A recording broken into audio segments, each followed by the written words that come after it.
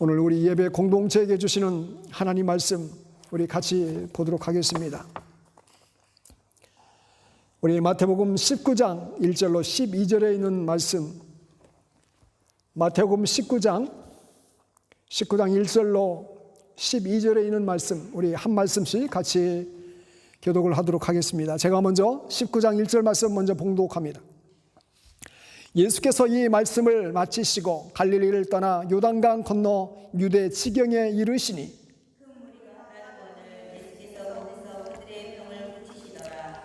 바리새인들이 예수께 나와 그를 시험하여 이르되 사람이 어떤 이유가 있으면 그 아내를 버리는 것이 옳으니까?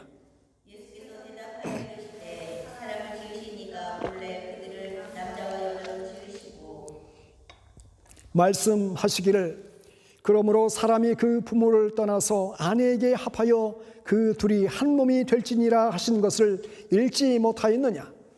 그런즉 이제 둘이 하여 한 몸이니 그러므로 하나님이 짝져 주신 것을 사람이 나누지 못할지니라 하시니 여짜오되 그러면 어찌하여 모세는 이혼 증서를 주어서 버리라 명하였나이까? 예수께서 이르시되 모세가 너희 마음이 완악하기 때문에 아내 버림을 허락하였거니와 본래는 그렇지 아니하니라. 내가 너희에게 말하노니 누구든지 음행한 이유 외에 아내를 버리고 다른 데 장가드는 자는 간음함이니라. 제자들이 이르되 만일 사람이 아내에게 이같이 할 텐데 장가들지 않는 것이 좋겠나이다. 예수께서 이르시되 사람마다 이 말을 받지 못하고 오직 타고난 자라야 할지니라.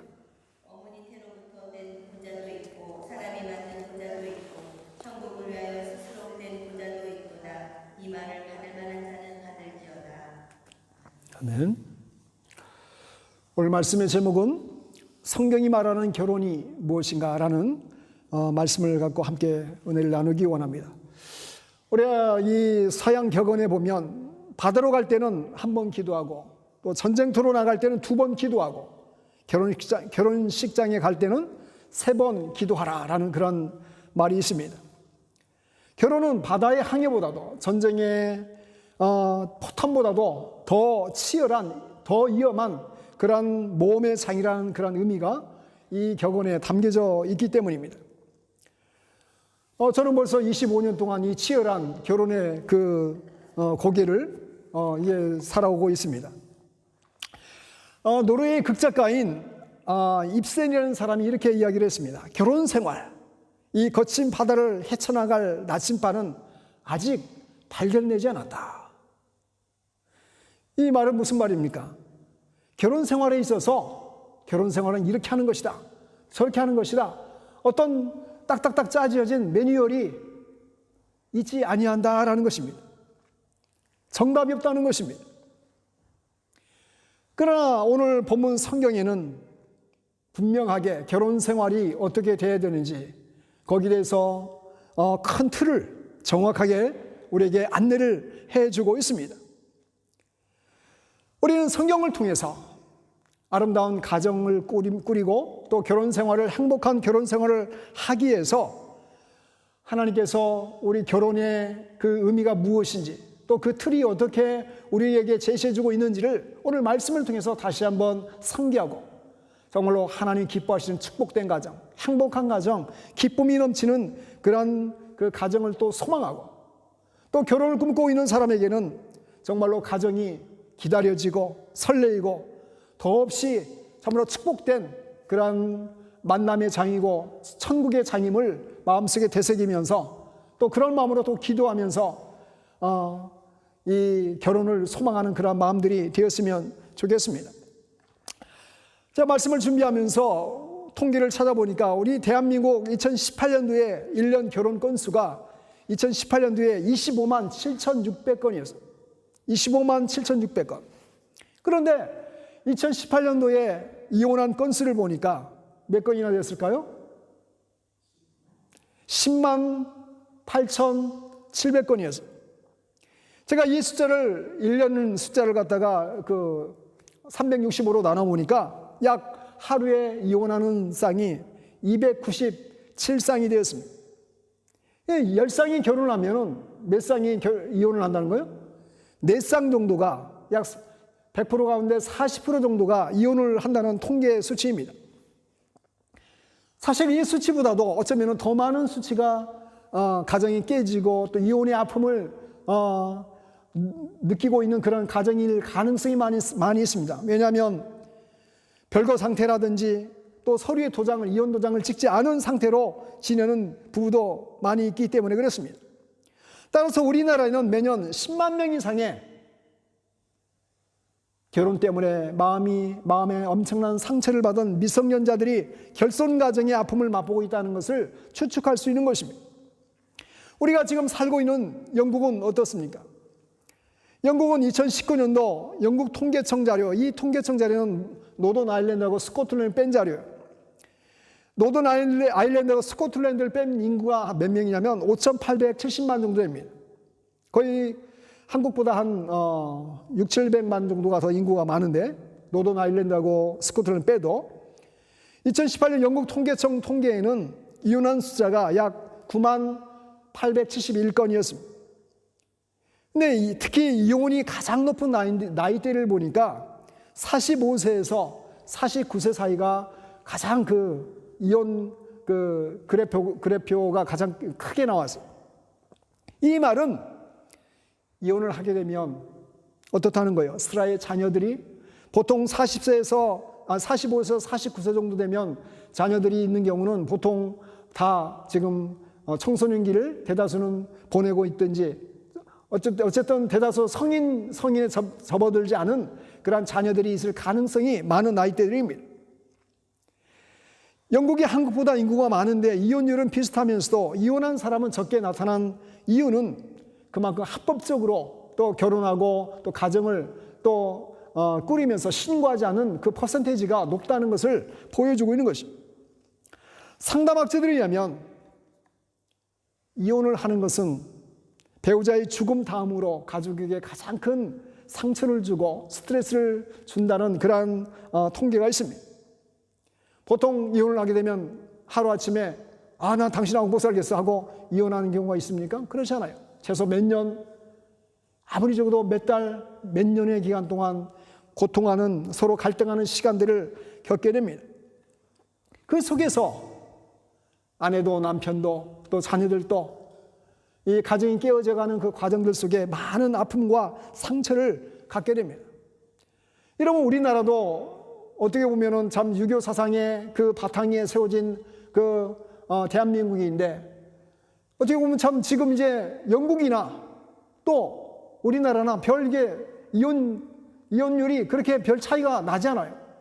그만큼 우리나라에도 이 이혼이 심각한 가정을 위협하는 그런 안버섯 같은 그런 존재로 두각되고 있는 것을 보게 되는 것입니다. 지금 전 세계에 우리가 뉴스를 접해서 보면 많은 그런 끔찍한 사건과 범죄들이 일어나고 있습니다. 여러분, 대다수는 그 원인을 추적해 보면 가정의 불우한 환경을 지내게 되고 가정이 깨어지고 그 가정으로부터 사랑과 또 잘 양육받지 못함으로 인해서 인성이 제대로 자라지 못하고 그러면서 흉악한 그런 범죄자의 길에 빠진 그 사람들을 많이 볼 수 있는 것입니다. 그러면 우리가 가정을 생각하면서 가정은 그냥 나 혼자 그냥 그 편하게 살기 위해서 그냥 행복하기 위해서 꾸리는 것이 결코 아님을 다시 한번 생각해야 됩니다. 뿐만 아니라 결혼이 인생의 삶에 얼마나 또 중요한지를 새롭게 깨달아야 합니다. 결혼을 바로 이해하지 못하고 결혼에 대한 바른 교육이 결핍된 시대에 살아갈수록 그 시대 사람들은 이혼율이 커질 것이고 가정의 기쁨이 행복이 없어질 것이기 때문에 그렇습니다. 여러분, 아직 결혼하지 않은 미혼들을 위해서 성경적 결혼이라는 책을 쓴 책이 있는데 이 책에 보면은 배우자를 선정하는 몇 가지 기준을 알려주고 있습니다. 배우자를 선택할 때에 첫째, 신앙의 코드를 맞춰라 라고 이렇게 제시하고 있습니다. 성숙한 믿음의 배우자를 찾으라는 말입니다. 둘째, 상대방과 정신적 및 감성적인 대화의 수준이 맞는 사람을 찾으라. 셋째, 상대방의 성품을 보라. 넷째, 남자는 능력과 성실, 여성은 내적, 외적 아름다움의 가치를 두라. 다섯째, 악기와 서예 및 다도를 익힌 배우자를 구하라. 다도라는 것은 이게 차를 마시는 그런 걸 다도라고 하는데, 이 말은 결국 마음을 다스릴 수 있는 그런 사람인지를 보라라는 것입니다. 그리고 여섯째, 태어날 자손의 외모와 육체적 및 정신적 건강을 고려하라. 일곱째, 남자는 스킨십에 쉽게 넘어가는 여자를 조심하라. 결론적으로 여성이 어려서부터 어떤 소양의 여성으로 자라냐에 따라 그에 맞는 남성을 만날 가능성이 많다. 그렇기 때문에 여성은 자신의 가치를 외모, 인격적인 부분에서 높일 뿐만 아니라 중매는 자기 스스로 한다는 말처럼 스스로가 좋은 사람이 되면 배우자도 좋은 사람을 만날 수 있다는 것을 이렇게 조언을 해주고 있습니다. 그럼 오늘 본문의 말씀을 보면 예수님 당시에도 결혼하고 또 이혼하는 문제가 큰 사회의 이슈거리가 되었다는 것을 보게 됩니다. 여러분, 율법에서는 이혼을 금지하고 있는데 실제로 유대인 사이에 많이 이혼이 벌어지고 있었고, 예수님 이 문제에 대해서 언급하게 되면 유대인들로부터 매우 상당한 공격을 당할 가능성이 많은 사안 중에 하나가 바로 이혼에 대한 것이었습니다. 오늘 본문 3절 말씀을 다시 한번 읽어봅니다. 3절 말씀, 바리새인들이 예수께 나와 그를 시험하여 이르되 사람이 어떤 이유가 있으면 그 아내를 버리는 것이 옳으니까. 바리새인들이 예수님을 함정에 빠뜨리기 위해서 이런 질문을 던지고 있습니다. 이유가 있어서 이혼하는 것이 옳은 것입니까? 이렇게 지금 묻고 있습니다. 만약에 예수님께서 마음이 관대한 마음으로 이 문제를 바라보면서 그래도 이미 이혼한 것을 어떻게 해야 합니까? 이렇게 생각하면서 이혼을 인정해 준다면 결국 모세의 율법을 깨뜨리는 것이 됩니다. 그러나 예수님이 강경한 어조로 입장을 취해서 모든 이혼은 안 되고 재혼도 인정할 수 없다, 모든 것을 원상복귀해라 이렇게 말한다면 그 당시에 모세의 그 이혼 증서를 써주고 이렇게 합법적으로 이혼하면서 살고 있는 사람들에게 엄청난 반발을 당할 가능성이 많은 뜨거운 그런 이슈였던 것입니다. 그럼 이 부분을 조금 더 좀 이야기해서 예수님 당시에 가장 영향력을 끼쳤던 두 학파가 있습니다. 한 학파는 힐렐 학파고 또 한 학파는 샴마이 학파가 있습니다. 여러분, 힐렐 학파와 샴마이 학파는 이혼의 문제에 관해서 신명기 24장 12절 말씀을 기준으로 삼습니다. 신명기 24장 12절 말씀은 사람이 아내를 취하여 데려온 후에 수치되는 일이 그에게 있음을 발견하고 이혼 증서를 써서 내보낼 것이요, 이렇게 말하고 있습니다. 이 구절에서 내어보낼 것이라는 구절을 해석하면서 서로 이 두 학파가 서로 대립되는 관점에서 이 말씀을 보고 있습니다. 보다 엄격한 샴마이 학파는 수치되는 일을 간음으로 한정시켜서 간음한 이후에는 이혼을 금지하고 있습니다. 그러나 이혼 문제에 있어서 보다 자유스러운 그 힐렐 학파는 무슨 조건이든 이혼이 가능하다라고 보고 있고, 전적으로 이것은 남편의 권한에 그 문제를 맡기면서 이렇게 문제를 풀어가고 있습니다. 따라서 바리새인들의 본문과 같은 이 아주 교활한 질문은 예수님께서 이 문제에 대해서 긍정을 하든 또는 부정을 하든 어느 한 학파와는 반드시 충돌할 수밖에 없는 그런 내용이 바로 이혼에 대한 그런 이슈였습니다. 오늘 본문은 8절 말씀에 보면 이혼의 근본적인 동기가 어디에서 시작된다라고 말하고 있습니까? 우리 8절 말씀 보면 예수께서 이르시되 모세가 너희 마음의 완악함 때문에 아내 버림을 허락하였거니와 본래는 그렇지 아니하니라. 마음의 중심이 어떻다고요? 마음의 중심이 완악함 때문이었다라고 이혼을 하려는 그 근본적인 동기가 그 악한 마음이 결국 이혼까지 이르게 되는 것이다라는 것을 먼저 말씀을 하고 있습니다.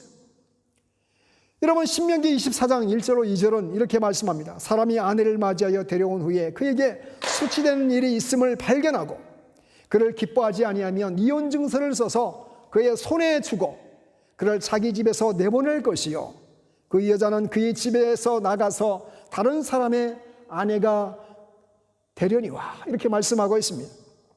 여러분, 즉 이 말씀대로 모세는 이혼 증서를 써 줌으로 인해서 이혼을 허락했다라고 바리새인들은 이렇게 해석하고 생각을 했습니다. 근데 이 근본적으로 모세가 처음 이와 같은 이혼법을 시행하고자 한 것은 당시 문화 풍토 속에서 여성의 권리를 최소한 보호해 주려는 그 의도에서 이 말씀을, 이 율법을 만들게 된 것입니다. 자기 아내를 소유물로 생각했던 당시의 가부장적인 사회에서 이혼이 봉쇄되게 되면 여자들이 당하는 피해가 이렇게 완전히 막히게 됩니다. 풀어나갈 방법이 없게 되는 거예요. 이혼의 그 방법이 아니고서는. 그래서 여성의 권리를 회복하기 위해서 제한적 이혼을 허락했던 것입니다. 왜냐하면 계속해서 남편에게 끝없는 학대를 받게 되고, 그래서 그 자리에서 공식적인 해방할 수 있는 그 통로가 이혼 증서를 써주어서 여자에게 합법적으로 거리낌 없이 재혼을 할 수 있는 그 기회를 제공하길 원했던 것입니다. 그러므로 모세 당시에 신명기 이 말씀도 이혼을 권장했다기보다는 어떤 것이죠? 바로 보다 비극적인 상황의 방지를 위한 그러한 입법 지지로 이 말씀이 주어졌다는 것을 보게 되는 것입니다. 오늘 예수님은 본문의 말씀을 통해 결혼에 대해서 우리에게 분명한 시각을 다시금 제시해주고 있습니다. 우리 다 같이 4절 말씀을 읽어보십니다. 4절 말씀. 예수께서 대답하여 이르시되 사람을 지으신 이가 본래 그들을 남자와 여자로 지으시고. 여러분, 이 결혼은 누가 만드셨다는 거예요? 하나님이 제정하신 제도 중에, 이 성경에 나오는 제도 중에 가장 먼저 지은 것이, 교회보다도 더 먼저 하나님께서 가정을 세우셨다. 결혼 제도를 세우신 분이 바로 하나님이시다라는 것입니다. 하나님이 세우신 제도다. 마가복음 10장 6절에도 창조 때로부터 사람을 남자와 여자로 지으셔서 한 몸이 되게 하시다라고 말씀하고 있습니다. 여러분, 그러므로 기독교인의 결혼은 신성한 결합으로 하나님의 뜻이다라는 것입니다. 그 결혼을 해체하는 것은 하나님의 뜻을 거역하고 창조의 뜻을 거역하는 것이다라는 것을 보게 되는 것입니다. 그러므로 결혼을 회피하고 또 단순히 동거하든지 또 요즘 하는 계약 결혼을 한다든지 이 비성경적인 그런 모습들은 결코 신앙인의 자세가 아니다라는 것을 분명히 성경은 우리에게 보여주고 있는 것입니다. 여러분, 오늘날도 혼인 사역을 할 때에 어떻게 보통 사역을 합니까? 좋을 때나 또 나쁠 때나 부할 때나 가난할 때나 또 기쁠 때나 슬플 때나 아플 때나 건강할 때나, 그리고 두 사람이 죽을 때까지 보통 이런 단어들을 이게 넣어서 결혼 선서, 결혼 그 선언문을 이렇게 작성을 하게 되는데, 그러므로 이 결혼은 하나님의 가장 큰 축복이 깃들어 있는 제도 중에 하나이고, 또 하나님께서 이 결혼 제도를 통해서 하나님의 그 창조의 뜻을 이루어가는 그 통로 중에 하나가 바로 결혼 제도임을 우리가 보게 되는 것입니다. 그러므로 결혼은 하나님의 계획이지만 반대로 이야기하면 이혼은 하나님의 계획이 아니다라는 것을 우리가 특별히 결혼을 앞두고 있는 사람들은 반드시 마음속에 명심을 해야 합니다. 많은 사람들이 결혼이 쓸데없는 구속이다라고 생각하면서 결혼을 안 하는 그런 흐름이라든지 그런 그 유행 가운데 우리는 서 있습니다. 결코 그것은 하나님의 창조의 원리에 합당한 것도 아니고, 또 결혼에 대해서 그렇게 부정적인 생각을 갖는 것은 하나님이 기뻐하시는 자세가 결코 아니다라는 것을 마음속에 다시금 새겨야 될 줄 믿습니다. 여러분, 두 번째로 결혼은 둘이 만나 조화로운 하나가 되는 것이다 라는 것입니다.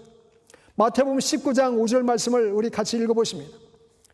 말씀하시기를 그러므로 사람이 그 부모를 떠나서 아내에게 합하여 그 둘이 한 몸이 될지니라. 하신 것을 읽지 못하였느냐. 여러분, 이 말씀은 두 몸이 한 몸으로 조화롭게 결혼한다라는 것을 말하고 있습니다. 남편과 아내가 서로 조화롭게 그리고 서로 희생하며 진정한 동반 관계를 이루지 못할 때 그때 어떤 일이 벌어집니까? 그 결혼 생활에 금이 가게 되고 점점 그것이 커지게 되면 파경으로 끝나고 마는 것을 보게 됩니다. 남편과 아내가 한 몸으로 조화롭게 움직이려면 여러분 어떻게 됩니까? 여러분, 이 비밀에 대해서 에베소 5장에는 우리에게 그 비밀을 설명해 주고 있습니다. 에베소 5장 25절을 보면 남편들아 아내 사랑하기를 그리스도께서 교회를 사랑하시고 이하여 자신을 주심같이 하라, 이렇게 언급하고 있습니다. 또 에베소 5장 22절은 아내들이여 자기 남편에게 복종하기를 주께 하듯 하라. 여러분, 몸과 머리로서 교회와 주님과의 관계를 비유하듯이 부부의 그 관계도 몸과 머리의 비유로서 우리에게 비유를 해주고 있습니다. 남편은 머리고 아내는 몸으로서 한 몸이 되는 것이다 라고 말하고 있습니다. 그럼 몸이 중요합니까? 머리가 중요합니까? 결코 어느 것이 더 중요하다 말할 수는 다 중요한 것이에요. 몸 없는 목을 한번 상상해 보십시오. 끔찍할 것입니다. 그리고 머리 없는 몸, 다 끔찍한 것이에요. 다 존재할 수가 없는 것이에요. 몸도 필요하고 목도 머리도 필요하고, 그것이 아름답게 조화를 이룰 때에 행복한 가정을 이루는 조화로운 가정을 이루는 것이다라는 것을 우리에게 말씀해 주고 있습니다. 그래, 많은 사람들이 특별히 요즘 시대에는 결혼이 어떻게 됩니까? 부담스럽고 뭔가 자기 앞길을 가로막는 것 같고 그런 생각들이 참 많은 것 같습니다.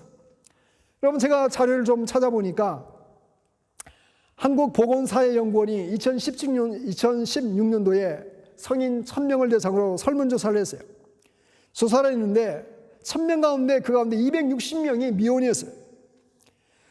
260명 그들에게 결혼을 하지 않은 가장 큰 이유로 무엇을 꼽았냐면 1위가 자기 발전을 위해서, 약 35.9%가 자기 발전을 위해서 결혼하지 않고 있다. 또 집 장만이 어려워서 14.8%죠. 2등이었어요. 3등이 고용이 불안정해서 12.7%. 네 번째가 결혼 생활과 일을 동시에 수행할 수 없어서 11.8%였어요. 여러분, 이 내용들 이게 쭉 보니까 먼저 참 자기 중심적인 생각들이 엄청 강하다는 것을 느낄 수가 있는 거예요. 자기 발전을 위해서 결혼을 미룬 퍼센티지가 가장 높게 나타나기 때문에 그랬습니다. 여러분, 가정은 자기 권리를 찾는 것보다 가정의 테두리에서 또 헌신하고 또 섬기고 사랑하며 세워나가는 것이 결혼 제도입니다. 그래야 그 결혼이 아름답게 이루어져 갈 수 있는 것입니다. 세 번째로, 결혼은 영적인 동반자 관계다라고 말씀하고 있습니다. 우리 6절 말씀을 같이 한번 읽어보십니다. 6절 말씀. 그런즉 이제 둘이 아니요 한 몸이니 그러므로 하나님이 짝지어 주신 것을 사람이 나누지 못할지니라.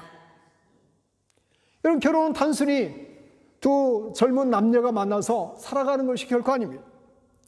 결혼은 두 남녀가 신앙적으로 영적으로도 하나 되는 것입니다. 두 남녀가 함께 시간을 보내고 한 몸이 될 뿐만 아니라 영적인 만남을 통해서 함께 영적인 동반자로서 살아가는 것이 바로 결혼 생활이다라는 것입니다. 우리 기독교인들의 결혼 생활은 주 예수 그리스도 안에서 꿈과 소망을 키워나가는 것입니다. 아내와 남편, 남편과 아내는 서로 우열이 없습니다. 부부 사이의 중심축에는 딱 한 분, 예수 그리스도가 그 중심에 서서 세워나가는 가정이 그리스도인 가정인 것입니다. 그래서 마태복음 18장 20절에 보면 두세 사람이 내 이름으로 모인 곳에서는 나도 그들 중에 있느니라. 두세 사람이 내 이름으로 모인 곳. 최소한 두 사람은 어디입니까? 부부라고 볼 수 있어요. 주님의 이름으로 모인 가장 작은 공동체가 부부다라는 것을 보게 됩니다. 이 말씀은 우리 그리스도인의 결혼 생활에도 그대로 적용되는 것입니다. 우리는 결혼이 영원히 지속되는 관계라고 바라보면서 여기에 소망을 가질 수 있는 것입니다. 남편의 마음에도 아내의 마음에도 그 마음에 누가 있습니까? 바로 예수 그리스도께서 함께 하시는 그런 가정을 이루고 있기 때문에, 때론 여러 가지 기질이나 때론 여러 가지 어떤 그 취향 때문에, 여러 가지 일 때문에 남편과 아내와 남편과의 그 어려움이 있을 수 있습니다. 그러나 그 내면을 바라보고 다시금 이 가정을 세우신 하나님의 은혜와 예수 그리스도의 십자가의 은혜를 생각하면 다시금 하나가 되고 또 회복되고 한 몸을 이루어가는 그런 아름다운 부부 관계를 세워나갈 수가 있는 것입니다. 오늘 이 시대에는 많은 사람들이 하나님의 말씀에 기초를 세우지 않고 그냥 둘이 만나서 둘이 세워나가려는 그런 옳지 못한 가정관을 또 결혼관을 갖고 있는 것을 보면서 안타까운 마음이 듭니다. 여러분, 자료를 추적하다 보니까 이 영국의 이성과 결혼하는 그 결혼이 아니고 완전히 동성으로 결혼한 사람이 거의 7,000명이 넘어요. 7,000명이. 7,000 건이 넘더라고요. 많은 퍼센테이지가 1년 동안 그렇게 참 결혼 수치를 보여주면서 결코 적지 않은 숫자다. 같은 여성과 여성이, 남성과 남성이 그냥 성적인 파트너로서 나름 가정이라고 생각하면서 그러한 하나님 기뻐하지 않는 일들을 바라보게 되면서 참 안타까운 마음이 들었습니다. 여러분, 결혼은 영적인 동반자 관계입니다. 하나님과 나와 더불어 또 아내와 더불어 함께 세워나가는 영적인 동반자입니다. 그러므로 그 가정이 가장 작은 단위의 교회일 수도 있는 것입니다. 부부가 함께 또 자녀와 함께 한 그 가족 공동체에서 시작되는 그 영적인 그런 축제, 영적인 그런 천국을 세워나가는 가장 작은 단위가 가정이고 결혼제도임을 이 말씀을 통해서 다시 한번 보게 되는 것입니다. 그래서 히브리서 13장 4절 말씀은 모든 사람은 혼인을 기이 여기고 침소를 더럽히지 않게 하라고 권면하고 있는 것입니다. 왜냐하면 하나님께서 마련해 주신 가장 귀한 선물 중에 하나가 결혼이고 가정이기 때문에 그렇습니다. 가장 귀한 선물을 주셨는데 그것을 오염시키고 그것을 훼손해서는 결코 하나님이 기뻐하지 않기 때문에 그렇습니다. 여러분, 복음송 가사 중에 아주 먼 옛날 하나님께서, 보통 축복송으로 이렇게 많이 불려지는 곡인데, 아주 먼 옛날 하나님께서 하늘에서는 당신을 향한 계획이 있었죠. 하나님께서 바라보시며 좋았다라고 말씀하셨네. 이 세상 그 무엇보다 귀하게 나의 손으로 창조하였노라. 내가 너로 인하여 기뻐하노라. 내가 너를 사랑하노라. 사랑해요. 축복해요. 당신의 마음에 우리의 사랑을 드려요. 사랑해 축복해요. 당신의 마음에 우리의 사랑을 드려요. 하나님께서 저를 창조하시고 저를 불러주시고 저를 또 한 가정에 세워주시고 이 그 모든 일들이 하나님께서 축복하시기 위해서, 하나님께서 사랑한 마음을 표현해 주시기 위해서 우리를 하나님의 백성 삼으실 뿐만 아니라 한 가정의 자녀요 또 부모로 또 축복된 그 가정의 그 테두리 안에 우리를 삼아 주셨음을 기억하면서 그 가정마다 그 결혼하는 그 모습들을 통해서 정말 그곳이 축복의 장소고, 정말 그곳이 사랑이 가득한 장소고, 정말 그곳이 하나님의 은혜가 구체적으로 드러나는 그런 축복된 장소임을 확인하고 또 사랑받는 그런 가정, 그런 결혼, 그런 또 배우자를 만나고 기뻐하는 그런 결혼에 대한 기대가 있기를 간절히 주님의 이름으로 축원을 드립니다.